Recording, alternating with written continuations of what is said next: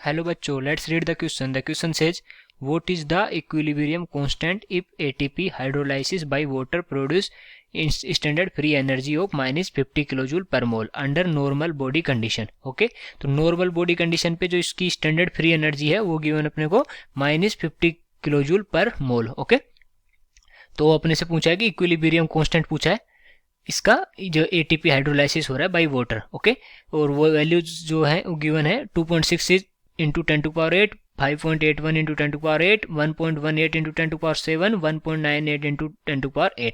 Okay, तो देखते हैं कि इक्विलिब्रियम कांस्टेंट की वैल्यू कितनी आती है. तो सबसे पहले लिखेंगे इस क्वेश्चन का की कॉन्सेप्ट, और इस क्वेश्चन का की कॉन्सेप्ट क्या हो जाएगा, relation between standard free energy and equilibrium constant.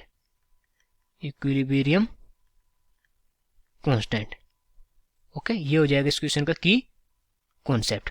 अब देखते हैं जो ये स्टैंडर्ड फ्री एनर्जी है और इक्विलिब्रियम कांस्टेंट है, इसके बीच में रिलेशन क्या होती है. तो रिलेशन होती है delta G is equal to delta G nought plus R T L N Q. Okay, तो जो एट इक्विलिब्रियम क्या होता है, डेल्टा जी हो जाता है अपना जीरो इक्विलिब्रियम पे. तो ये रिएक्शन क्या बनेगी, ये बनेगी delta G nought is equal to minus R T L N K equilibrium. Okay, तो जो डेल्टा जी नोट की वैल्यू है, डेल्टा जी नोट की वैल्यू कितनी गिवन है, माइनस 50 किलोजूल पर मोल. अगर किलोजूल पर मोल है तो इसको जूल में चेंज करेंगे, जूल पर मोल में तो 10⁻³ जूल पर मोल. ओके, ये हो जाएगी डेल्टा जी नोट की वैल्यू. डेल्टा जी नोट क्या है, स्टैंडर्ड फ्री एनर्जी. ओके, और जो आर है ये कांस्टेंट है और इसकी वैल्यू कितनी होगी 8.314. अगर जूल में लेंगे तो 8.314 जूल पर केल्विन पर मोल.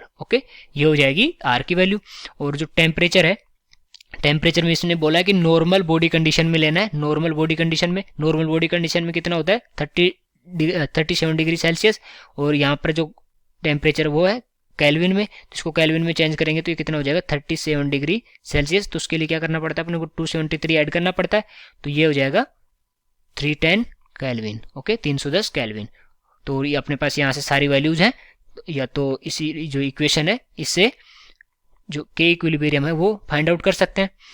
तो क्या होगा, minus 50 into 10⁻³ is equal to minus 8.314 into 310 L K equilibrium. Okay, ये हो जाएगा. और यहाँ से अगर एल के इक्विलिब्रियम देखें, के इक्विलिब्रियम तो होगा ये माइनस से माइनस, ये क्या हो जाएगा plus 50 into 10⁻³ divide by 8.314 into 310. Okay, और इसकी वैल्यू आ रही है अपने पास, इसकी वैल्यू आ रही है 19.399. ओके, तो यहाँ से ये इसकी वैल्यू है, ये जो कैलकुलेट किया अपन ने. तो यहाँ से अगर L N K equilibrium is equal to क्या आ गया, वो आ गया 19.399, और यहाँ से एंटी एल एन लेंगे तो वो आ जाएगा अपने पास के इक्विलिब्रियम की वैल्यू आ रही है, अगर ये ई के बेस में है तो ई की पावर ये हो जाएगा. तो के इक्विलिब्रियम की वैल्यू यहाँ से निकल के क्या आ रही है, वो आ रही है 2.66 इंटू 10⁸. इसको अगर अपन सोल्व करते हैं तो लो जो एल एन है इसको, तो सब जो ऑप्शन होगा वो कौन सा करेक्ट हो जाएगा, ए ऑप्शन करेक्ट हो जाएगा. So I hope you understood it well. Best of luck.